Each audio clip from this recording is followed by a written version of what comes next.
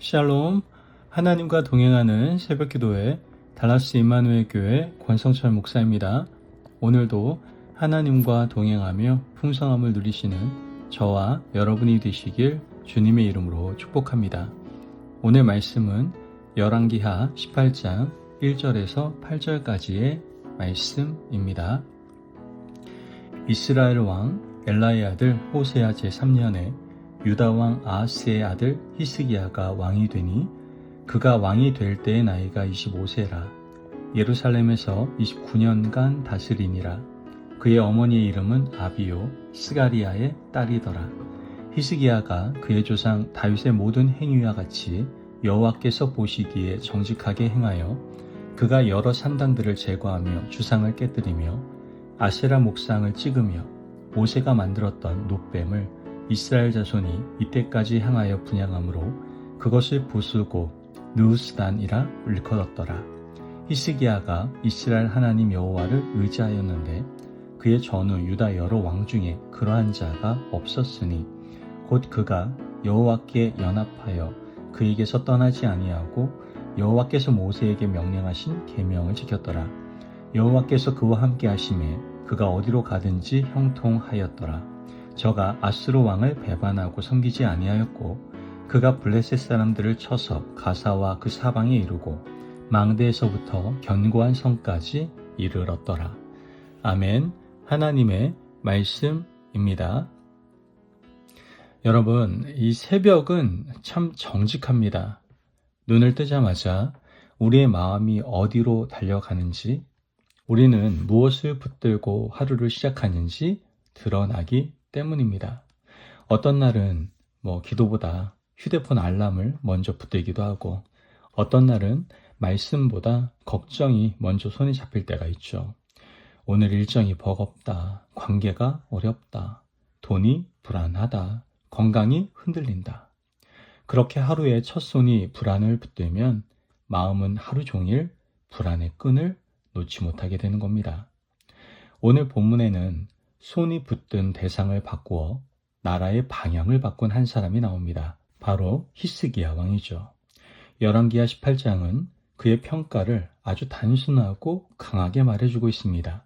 그가 여호와를 의지하였으니, 이 한 문장이 히스기야의 삶을 설명하고 있는 겁니다.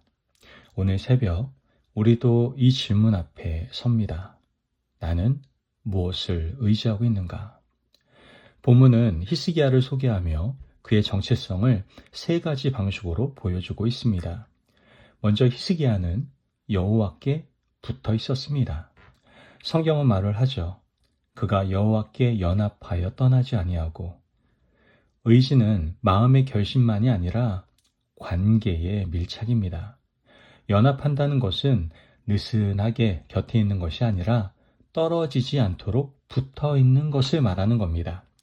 붙어 있다는 건 어떤 날은 감동이 동의하지 않아도, 어떤 날은 형편이 반대해도 말씀 쪽으로 몸을 기울이는 습관입니다. 우리는 종종 의지를 감정으로 착각합니다. 오늘은 믿음이 생기네. 오늘은 믿음이 안 생기네. 하지만 성경이 말하는 의지는 그런 게 아닙니다. 의지는 방향입니다. 마음이 흔들려도 방향이 하나님이면 그 흔들림은 길을 잃는 흔들림이 아니라 붙어있기 위한 흔들림이 된다는 것이죠. 히스기야는 그런 사람이었습니다. 그는 여호와께 붙어 살았습니다. 또한 히스기야는 붙드는 것을 바꾸기 위해 끊어냈습니다. 본문은 산당을 제거하고 주상을 깨뜨리고 아세라 목상을 찍고 라고 기록하고 있습니다. 이것이 의미하는 바가 굉장히 큽니다. 히스기야는 하나님을 의지한다고 말만 하지 않았습니다. 의지의 경쟁자들을 정리했던 겁니다. 하나님을 붙든다는 것은 동시에 다른 손잡이를 내려놓는 겁니다. 여기서 중요한 통찰이 있죠. 우상은 꼭 나쁜 것의 이름만은 아닙니다. 우상은 종종 좋아 보이는 안전장치로 다가옵니다. 내 계획, 내 경험, 내 사람, 내 돈, 내 통제력. 하나님보다 그것을 더 붙들면 그게 내 삶의 산당이 되는 겁니다. 히스기야의 개혁은 단순히 종교 행위를 정리한 것이 아니라 의지의 구조를 재편한 사건이었던 겁니다. 하나님이 중심이 되지 못하게 하는 것들을 끊어내겠다. 이 결단이 히스기야의 삶을 새롭게 했던 것이죠. 마지막으로 히스기야의 의지는 순종으로 증명이 되었습니다. 본문은 여호와께서 명령하신 모든 것을 지켰다고 말을 합니다. 의지는 결국 순종의 형태로 나타나게 되는 겁니다. 하나님을 의지한다면서 하나님의 말씀 앞에서는 계속 흥정하고 계속 미루고 계속 핑계대면 그건 의지가 아니라 관념입니다. 우리가 의지하는 것은 꼭 위기 때 드러나는 것이 아닙니다. 더 자주, 더 분명히 드러나는 순간은 작은 순종의 자리입니다. 오늘 내가 해야 할 말 한마디를 진실하게 하는 것, 용서해야 할 사람을 위해 기도하는 것, 손해를 감수하고 정직을 선택하는 것, 예배 자리를 지키는 것, 말씀 앞에서 아멘, 알겠습니다 라고 움직이는 것, 히스기야는 그 작은 순종을 쌓아 올려 하나님께 붙어 사는 길을 만들었던 겁니다. 그리고 하나님은 그런 사람에게 어떤 은혜를 주십니까? 본문은 짧게 말을 하죠. 여호와께서 그와 함께 하심에 그가 어디로 가든지 형통하였더라. 여기서 형통은 문제가 없다는 뜻이 아닙니다.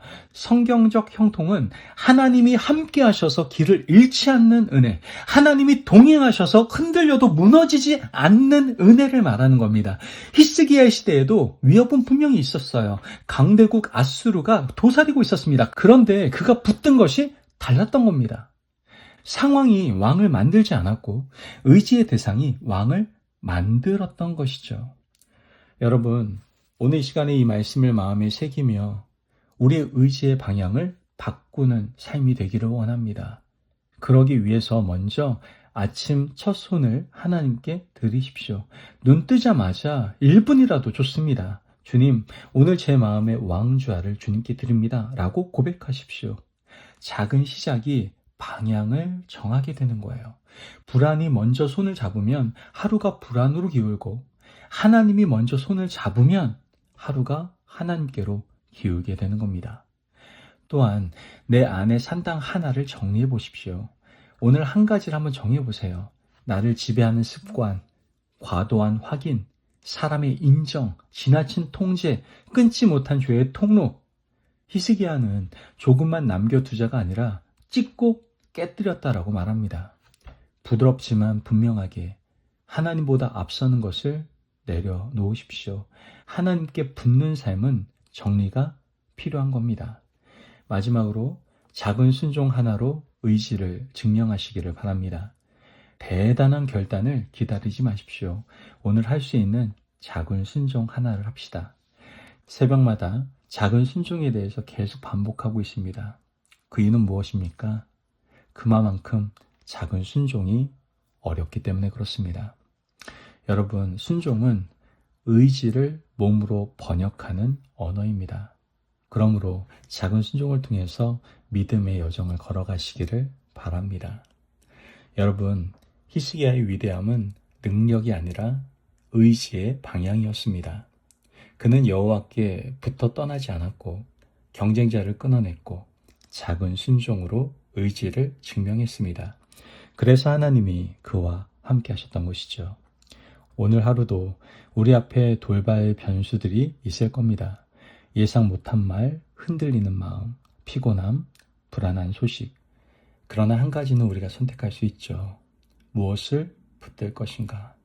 상황을 붙들지 말고 여호와를 붙드십시오. 그분은 우리를 붙들어 주시는 하나님이십니다. 우리가 손을 내밀기 전에 이미 손을 내미신 분이십니다. 오늘 그 손을 붙들고 시작하는 축복을 누리시기를 바랍니다. 아멘. 함께 기도하겠습니다. 사랑이 많으신 하나님 감사합니다. 오늘도 우리에게 귀한 말씀의 은혜 허락하심을 감사합니다. 하나님, 오늘 아침 제 마음이 붙드는 것을 보게 하여 주옵소서. 상황과 불안을 의지하던 손을 내려놓고 주님의 손을 붙들게 하시고 제 안에 산당을 정리할 용기를 주셔서 작지만 분명한 순종을 허락하여 주옵소서. 주님께 붙어 떠나지 않는 하루가 되게 하시고 어디로 가든지 주의 동행을 누리게 하시며 흔들리는 자리에서도 길을 잃지 않게 하셔서 믿음으로 한 걸음 한 걸음 걷게 하여 주옵소서. 감사하며 예수님의 이름으로 기도합니다. 아멘. 오늘도 하나님과 동행하며 풍성함을 누리시는 저와 여러분이 되시길 주님의 이름으로 축복합니다. 여러분, 상황을 붙들지 말고 우리 여호와 하나님을 붙드시기를 바랍니다. 여호와를 붙드는 의지의 방향이 오늘 하루 우리의 삶을 새롭게 할 줄로 믿습니다. 말씀 안에서 승리하십시오.